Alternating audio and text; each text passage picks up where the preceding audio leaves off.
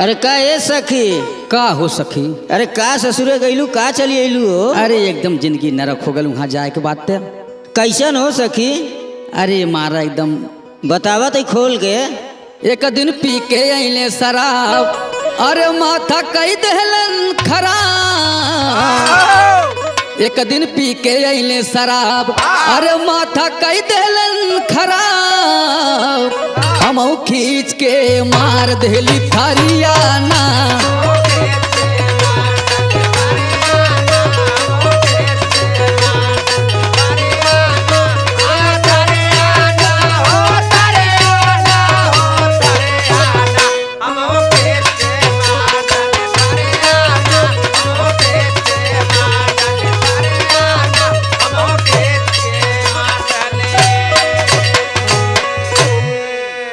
और का कैले हो सखी? गुस्सा लगल तो बनी मुँह मार देली। सुना काहे मार दिलू हो? मारे के ना चाहत रहल।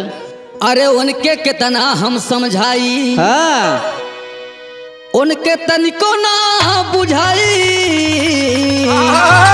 अरे उनके कितना हम समझाई, और पिया के तनिको ना बुझाई। हमर बेच देलन पूरा गहना गुरियाना।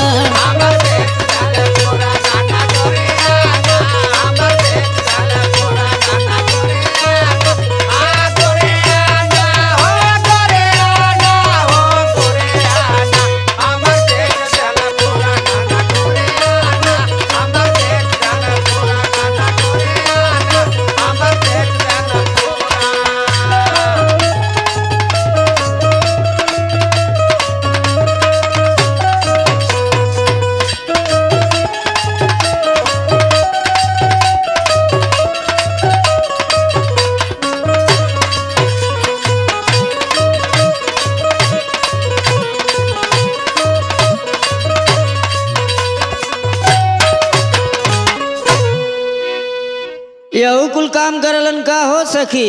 अरे बहुत बेकार हो कुल तो कुल। और सुना का देख के तोहर बाबू माई बियाह करैला न सखी? अरे सखी मेन तो बतिया बतेबे ना कली। सुना पहले बतावा। अच्छा एक दिना हो गया हाथाबाजी, अरे छोड़ावे लागिन उनकर आजी। अब एक दिना हो गया हाथाबाजी, छोड़ावे लागिन उनकर आजी। हमर मासक देहलन कानी अंगुरियाना।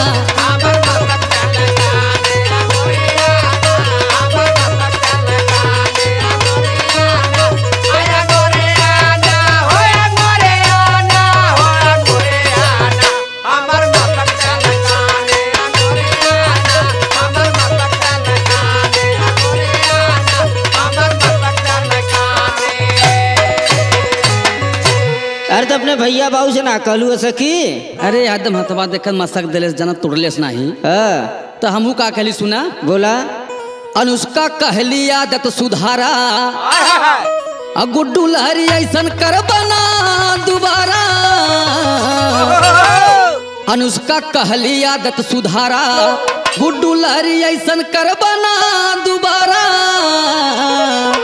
अब कैसे बीती तोरे संगे मोर उमरियाना।